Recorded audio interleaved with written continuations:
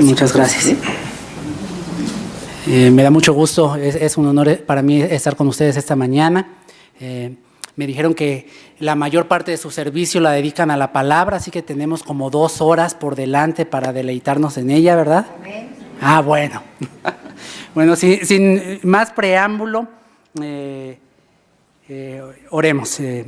Padre, te damos gracias porque nos das la oportunidad de estar en tu casa, nos das la libertad de reunirnos, de congregarnos como pueblo tuyo para alabarte, para adorar tu nombre, Señor, y te pedimos, Padre, que tú abras nuestros corazones, Señor, esta mañana para que seamos receptivos a tu palabra, Señor. Tu palabra es viva y eficaz, penetrante, más penetrante que espada de 2 filos. Permite que redargullas a lo más profundo de nuestros pensamientos, sentimientos, actitudes, y que por el poder que hay en ella, que seamos transformados conforme a la imagen de Jesucristo, a su semejanza. En su nombre oramos. Amén. Hemos leído esta mañana que en el principio creó Dios los cielos y la tierra, que la tierra estaba desordenada y vacía, y obscuridad había sobre la superficie de la tierra. También leímos en Juan que en el principio era el Verbo, y el Verbo era con Dios, y el Verbo era Dios. Y dijo Dios: hágase la luz. Por el medio del Verbo, todas las cosas fueron creadas, y nada de lo que es creado fue creado sin Él. Y Dios continuó hablando, y se separaron las aguas de las aguas, dio lugar al firmamento. Se separaron las aguas de la tierra seca, surgió la tierra, se crearon los mares y se poblaron. Las aguas se poblaron de toda clase de peces y seres marinos. Toda clase de aves poblaron los cielos. Toda clase de animales y reptiles cubrieron la tierra. El firmamento se llenó de estrellas, de entes luminosos. Y al final de esta creación maravillosa, de esta creación portentosa, ese Dios creador, ese Dios que es la mente maestra, el ingeniero detrás de cada átomo que existe en ese universo, ese Dios que es espíritu poderoso, espíritu de fuerza, espíritu que se mueve sigiloso sobre la superficie de las aguas como un ave, ese Dios que es palabra de vida, que trae por su propia fuerza a existencia cosas que antes no eran. Ese Dios dijo: hagamos al hombre conforme a nuestra imagen y conforme a nuestra semejanza. Y así fue creado el hombre. Fue creado a imagen y semejanza de Dios. Hombre y mujer los creó. Dios plantó un huerto, plantó un jardín en el oriente, allí en Edén, y ahí en ese lugar colocó a ese hombre, a esa mujer, Adán y Eva, que recién había creado. Y Dios no se marchó, sino que en este lugar donde no le faltaba nada a esa primer pareja, Dios convivía con este ser especial que había amado, que había creado, que había moldeado con sus propias manos. Dios y el hombre no eran extraños uno para el otro. Convivían, se hablaban, se entendían. El hombre conocía a Dios y era conocido por Dios al derecho y al revés. Pero esa situación perfecta, como bien sabemos, no duró mucho tiempo. La desobediencia de nuestros primeros padres trajeron para ellos y para nosotros, sus descendientes, la muerte y la expulsión de ese paraíso. Y tanto para Adán como para Eva, como para todos los que venimos después de ellos, sabemos que la vida fuera del jardín del Edén no es fácil. Adán y Eva comenzaron a experimentar situaciones difíciles, pesares, dolor. Sí, conocieron dichas también, tenían la dicha y la mutua compañía que ellos se brindaban, conocieron la dicha de la paternidad, pero esa dicha pronto fue nublada cuando Caín, su primogénito, cegado y guiado por los celos, dio muerte a su hermano menor Abel. Y después de ellos, ellos tuvieron más hijos e hijas, cubrieron la faz de la tierra, y junto con ellos también la maldad se multiplicó. Como podemos ver en las páginas de la Biblia y como nuestras historias personales lo atestiguan, una vez que abrimos la puerta al primer pecado, son muchos más los que le siguen a este, cada vez más graves. Tanto así que generaciones después, Dios vio el mundo que había creado y a la raza humana y se dolió en su corazón por cuánta maldad había en el mundo. Tanto así que decidió acabar con ellos. Pero dice la palabra, pero Noé halló gracia delante de Dios. Gracia, favor inmerecido, misericordia. Esa es la actitud que Dios ha tenido para con el ser humano desde el principio. Ese ha sido el sello de la relación entre Dios y el hombre. Gracia. Porque aunque Noé halló gracia delante de Dios, Noé no era un ser perfecto. La humanidad comenzó de nuevo, volvió a multiplicarse, volvió a poblarse la faz de la tierra. Pero con el hombre volvió a haber maldad, volvió a haber pecado en múltiples formas. Dios escogió a un hombre, un amigo de Dios, un hombre que caminó con él, Abraham. A él lo llamó y a él le hizo una promesa, que habría de crear un pueblo a través de él, que habría de bendecirlo. Y que habría de bendecirlo con un propósito, que a través de él fueran bendecidas todas las familias de la tierra. Y a partir de Génesis 12, que es donde Abraham hace su entrada en las páginas de la Biblia, hasta Malaquías 4, con que concluye el Antiguo Testamento, encontramos que las páginas de la Biblia se centran, se enfocan en la historia de los descendientes de Abraham. Historias que aunque ocurrieron hace cientos y miles de años, son historias tan actuales como el periódico que acaba de salir esta mañana. Son historias universales, son historias en las que nos vemos reflejados tú y yo. Somos iguales, somos seres humanos. Para muestra basta un botón. Un encabezado de hoy podría fácilmente leer: su ambición lo conduce a desmedido engaño. Yo te pregunto, ¿hasta dónde seríamos capaces de mentir, de engañar, con tal de obtener lo que deseamos? Jacob era su nombre, suplantador, impostor, farsante. ¿Qué era lo que quería ese Jacob? No quería ganar un campeonato de la sub-20, o si no, se hubiera hecho una acta de nacimiento diciendo que era menor de edad. No, tampoco quería hacerse diputado o presumir de un doctorado sin tener que ir a la escuela. Si no, se hubiera ido derechito a Santo Domingo para obtener el papelito que lo acreditara. Tampoco quería trabajar del otro lado, o una green card falsa y un número social falso hubiera bastado para conseguir lo que él quería. Lo que Jacob quería era aquello que por derecho le correspondía a su hermano mayor. Sí, a ese con el que había compartido el vientre materno y que por unos minutos se le adelantó en el momento del nacimiento.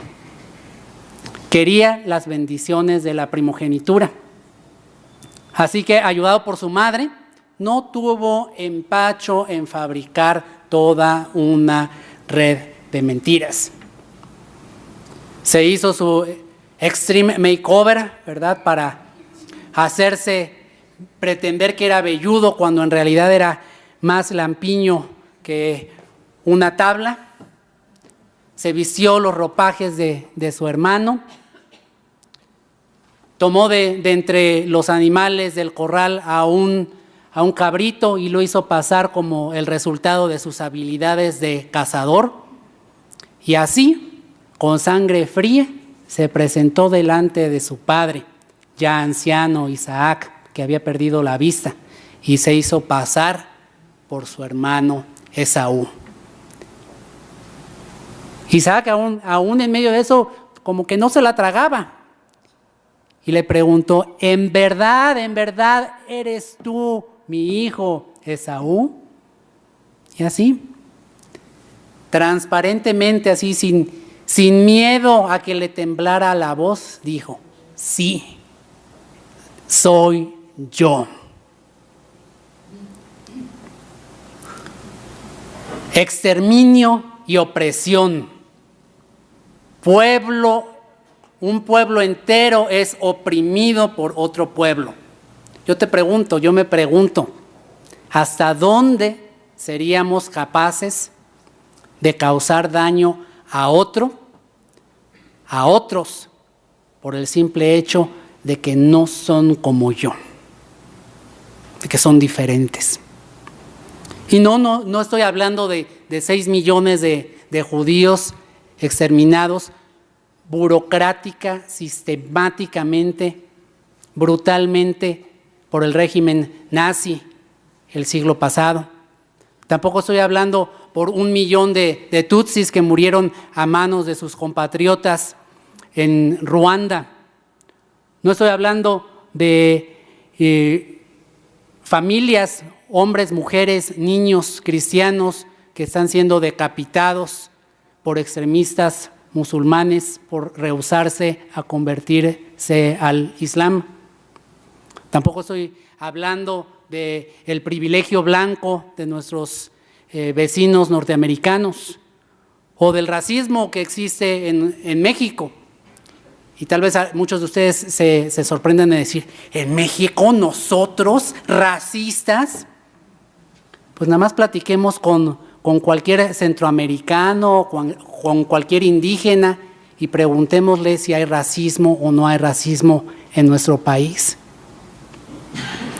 Como escribiría en las palabras de la escritora Guadalupe Loaesa, no hay peor insulto que se le pueda hacer a un mexicano o a una mexicana que decirle prieto. Como dice uno de sus personajes: ese día comprendí que en este país de mestizos, ser morena es peor que ser bizca, o tonta, o pobre, o ladrona. No estoy hablando de todas esas formas de opresión de un ser humano a otro por el hecho de ser diferente.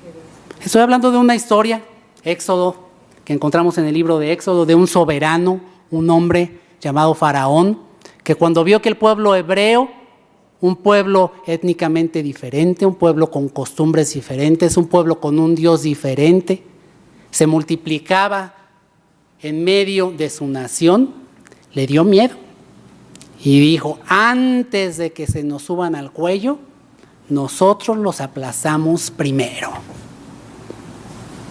Y comenzó la opresión sistemática del pueblo hebreo, primero obligándolos a trabajos forzados, después con leyes despiadadas.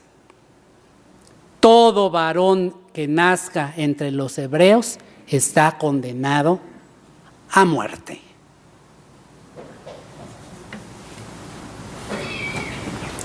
Poder y deseo, mezcla tóxica. Yo me pregunto, ¿hasta dónde seríamos capaces de llegar por satisfacer nuestros deseos si tuviéramos el poder para hacerlo y si supiéramos que nos podíamos salir con la nuestra? Tal vez me contesten, pues depende. Depende de qué tanto poder tenga y depende de qué tanto deseo. Sí, quizás depende. Si soy un diputable, pues tal vez solo me organizo una fiestecita invitando a algunas invitadas especiales. O si vivo en la Casa Blanca y tengo becarias en los pasillos, pues será otra historia. Las páginas de la Biblia nos hablan de un soberano, el primer rey, bueno, segundo realmente después de Saúl, pero el rey por excelencia en el pueblo de Israel, el varón conforme al corazón de Dios, que sin embargo al ver la belleza de esa mujer Betsabé, que se bañaba en el predio vecino al palacio real, se le olvidó a David que él tenía esposas, concubinas. Lo único que él quería era hacer suya a Betsabé. Y sí, preguntó quién era ella, y aunque le dijeron que ella era la esposa del jefe de su ejército, no le importó. La mandó traer, la hizo suya. Y un pecado lleva a otro. Betsabé quedó encinta y él trató de cubrir, de esconder ese pecado. Primero tratando de hacer volver a su esposo para hacer pasar a ese bebé como hijo del matrimonio, y cuando esa táctica no le funcionó, poniendo a ese que era su siervo fiel, su soldado valiente, poniéndolo en una situación en la que habría de recibir la muerte.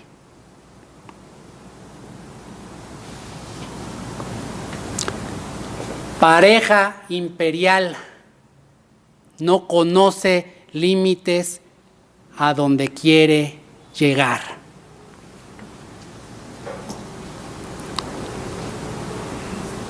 ¿A dónde serías capaz de hacer llegar a tu esposo con tal de obtener lo que tú quieres?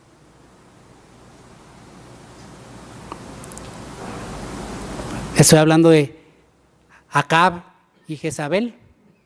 Acab era un mandilón y Jezabel allí hacía lo que quería. Él era rey en el reino del norte, en Israel.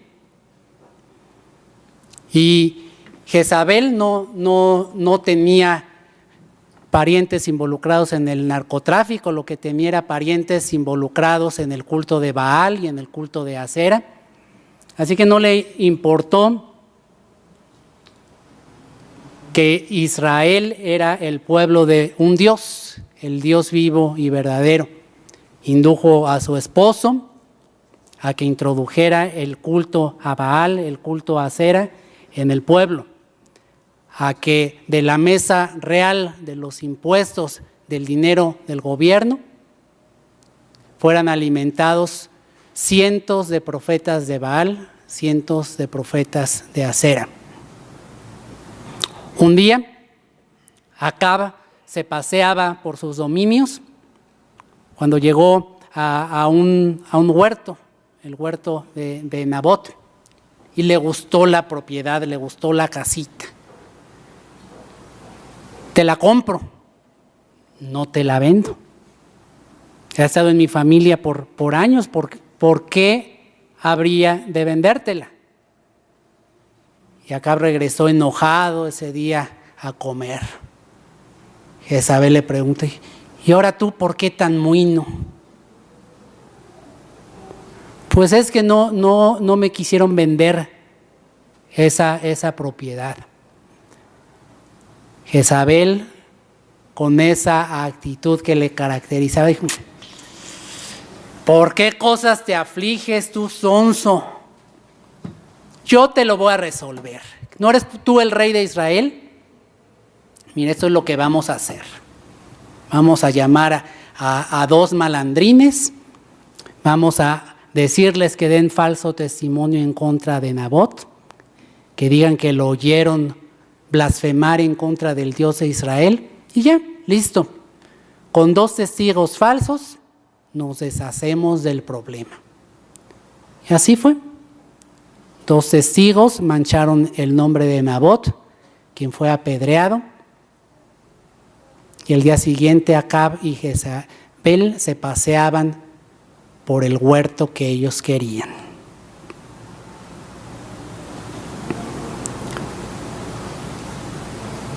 Insensatez de un gobernante lleva a la tragedia a un pueblo entero.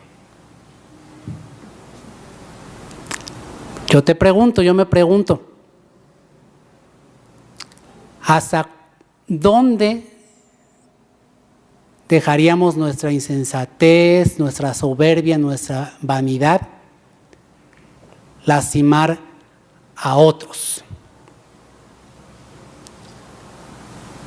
Sí, les podrá sonar raro, pero hay casos les podrá sonar que eso no existe, pero se da que el error de un gobernante lo pagan generaciones enteras después.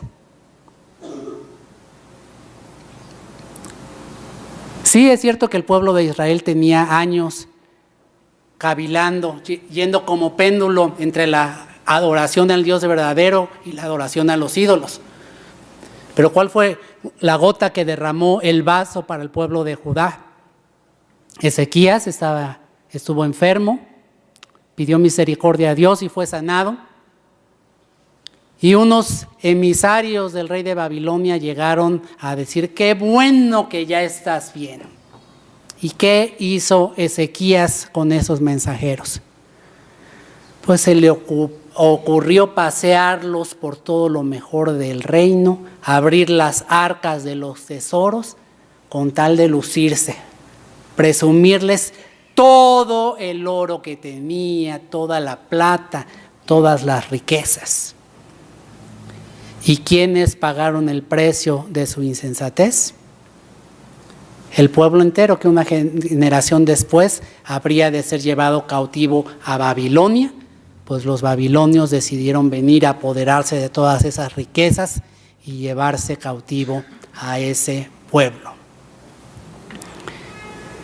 Y así podríamos continuar con historia tras historia, tras historia, tras historia, de un pueblo que debió saber mejor, de un pueblo que tenía la presencia de Dios en medio de ellos, de un pueblo que tenía la palabra de Dios en medio de ellos, de un pueblo que tenía las promesas de Dios. Y sin embargo, la realidad era como en los días de Noé, ¿no? Y la maldad de los hombres se multiplicaba sobre la faz de la tierra. ¿Qué harían ustedes ante una situación semejante? ¿Cómo podrían remedio a un problema como ese?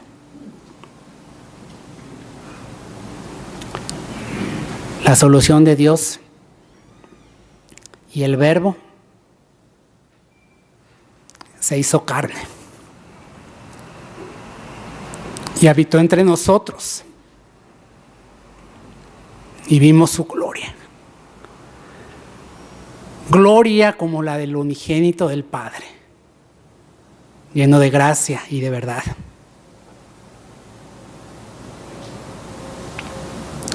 Dios no decidió exterminar a la raza humana por completo como un experimento fallido. Y eso es precisamente lo que celebramos, lo que recordamos, lo que nos llena de gozo en esta temporada de Navidad. En las palabras de Pablo, palabra fiel y digna de ser recibida por todos, que Cristo Jesús vino al mundo a salvar a los pecadores, de los cuales yo soy el primero.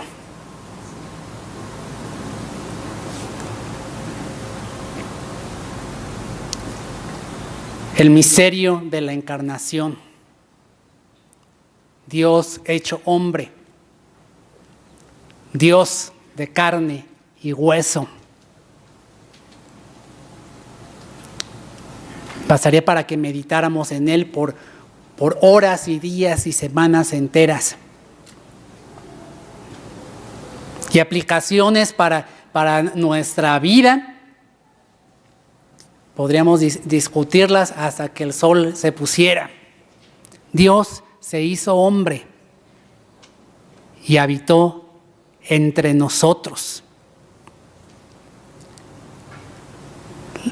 La presencia, eso es algo poderoso. Y nosotros que hemos sido creados a imagen y semejanza de Dios, tenemos también el privilegio y la responsabilidad de llevar ese ministerio de la presencia.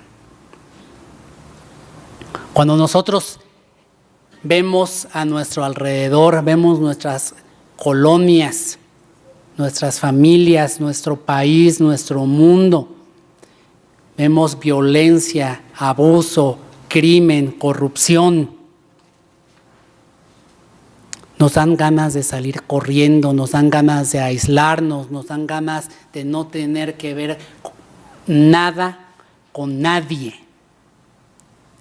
Esa no fue la respuesta de Dios. Dios no le dio la espalda al hombre. El Verbo se hizo carne y habitó entre nosotros y vimos su gloria. Nosotros estamos llamados a hacer esa presencia que da sabor, esa presencia luminosa en medio de un panorama desierto, sin esperanza, en medio de angustia, problema, enfermedad, aflicción.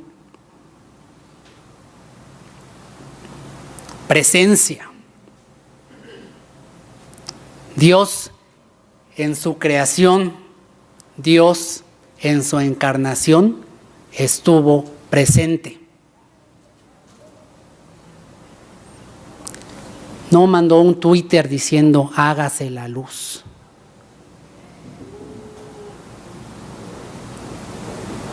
No posteó en Facebook hagamos al hombre. No. Te ensució las manos. Tomó de la tierra, tomó del barro. Con sus propias manos formó a ese primer hombre. Se lo acercó, sopló en él aliento de vida.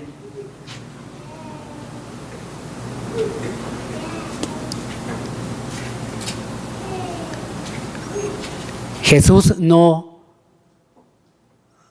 tenía seguidores que le dieran like mientras él estaba cómodamente en una mansión o en una galaxia cercana.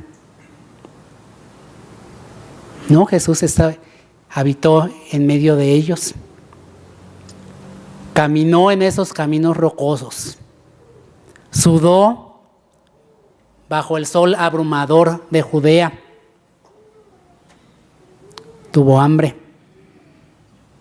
tuvo sed, tuvo frío. Experimentó cada una de las cosas por las que pasamos nosotros los seres humanos. Y nosotros, ¿cuántas veces estamos muy ocupados para dignarnos darle nuestra presencia a alguien?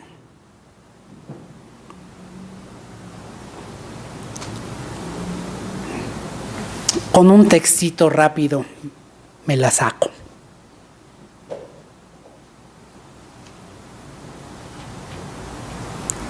Ya ni una cartita, ya ni una postal, porque ya ni usamos eso.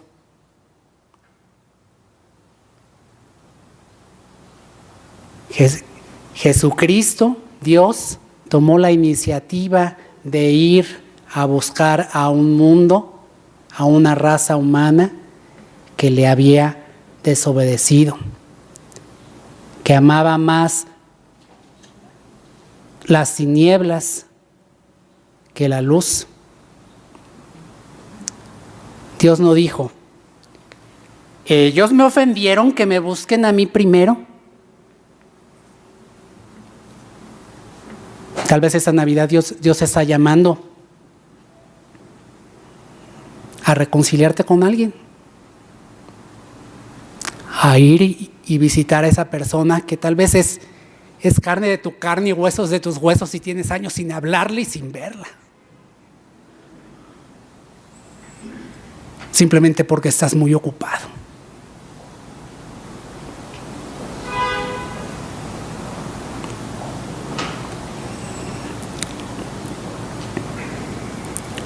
O tal vez Dios te está llamando a que nos bajemos de ese ladrillo.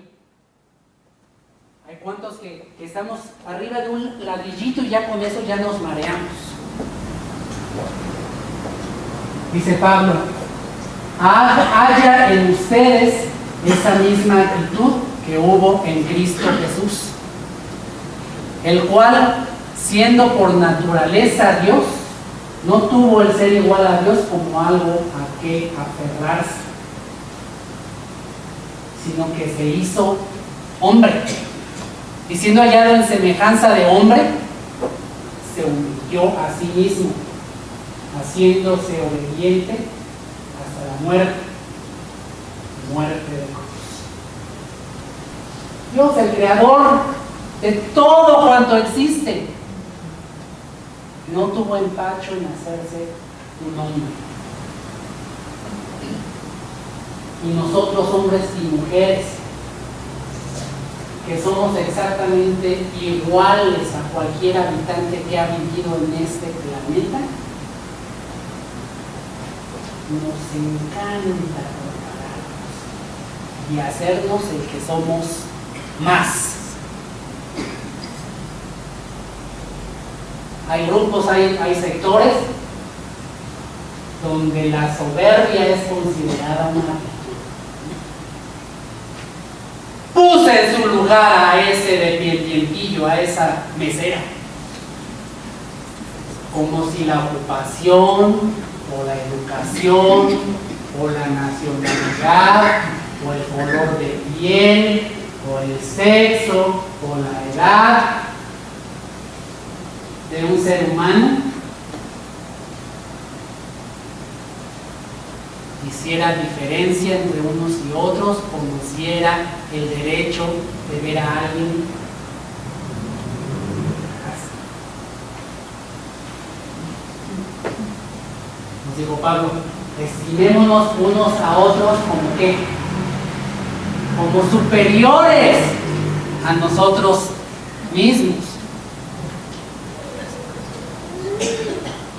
Si vamos a ver a alguien no frente, no debe ser así, debe ser así,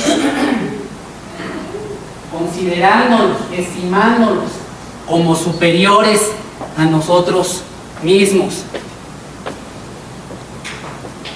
Dios se hizo hombre.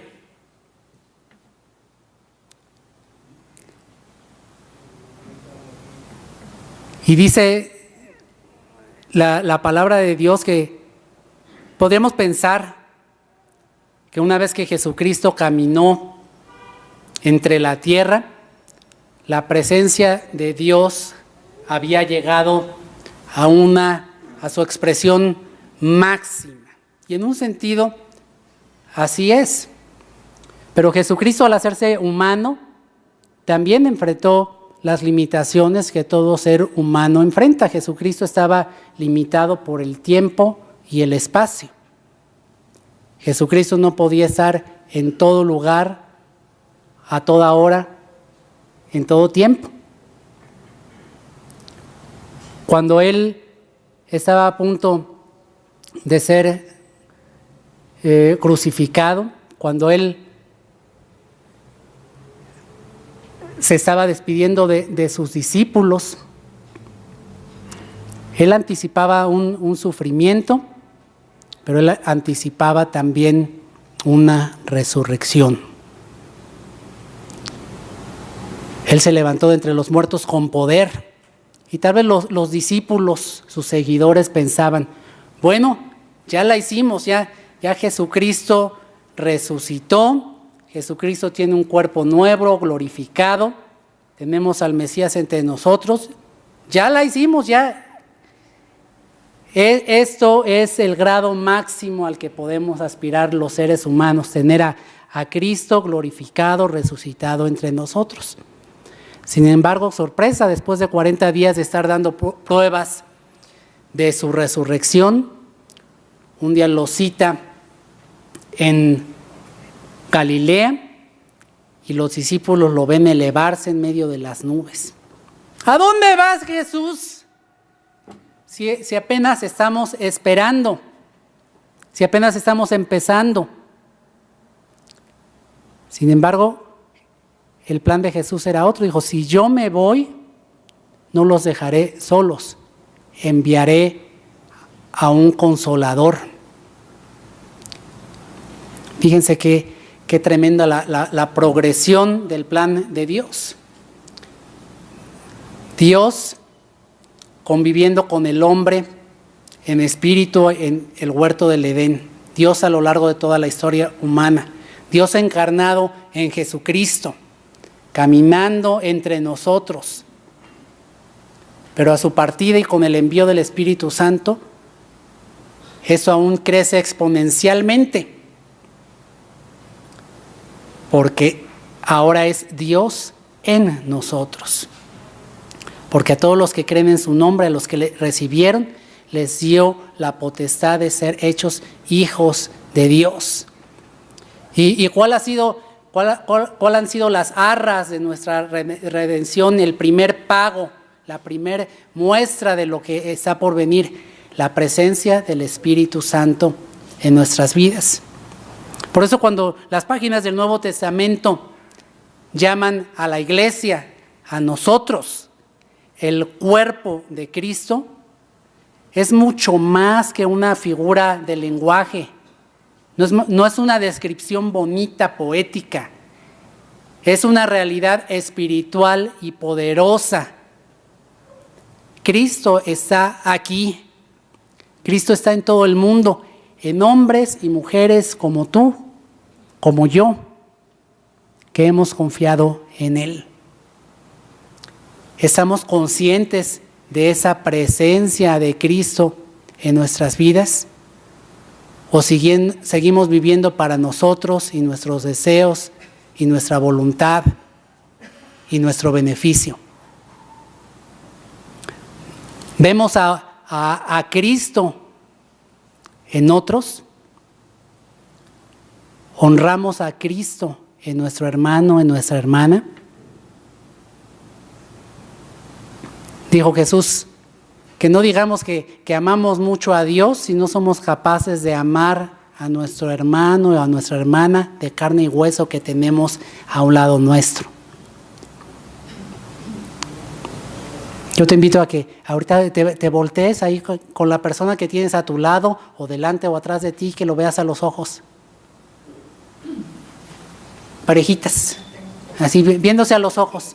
Viéndose a los ojos, sosténganse la mirada, sin miedo, ¿sí? En ese hombre, en esa mujer, que síganse viendo. En ese hombre, en esa mujer que estás viendo, ahí está la presencia de Cristo.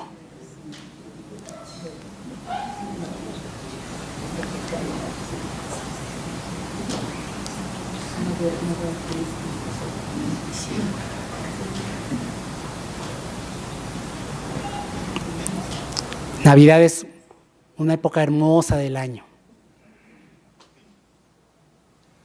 pero es mucho más que fiesta, celebración, convivio. Es la oportunidad para reflexionar.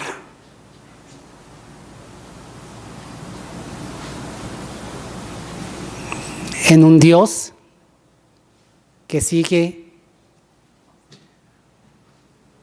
teniendo a nosotros como el plan, su plan. No hay otra opción. Nosotros somos Cristo caminando en la tierra hoy, diciembre de 2014. Y hasta que Jesucristo no regrese, que puede ser mañana o puede ser en 200 años, 2000 años, no sabemos. Hasta que Él no regrese, la presencia de Dios en la tierra somos tú y yo. Con nuestras faltas, con nuestros errores, con nuestras debilidades, que pueden ser transformadas, que pueden ser redimidas, que pueden ser rescatadas, si nosotros podemos entregarnos por completo, de una vez y para siempre, sin dar marcha atrás, poniendo todo en el asador, toda la carne en el asador, para que Jesucristo brille, viva, camine, hable, se mueva, transforme a nuestras familias, transforme nuestros matrimonios, transforme nuestras colonias, transforme nuestro México. Si tan solo se lo permitimos. Oremos. Padre, gracias.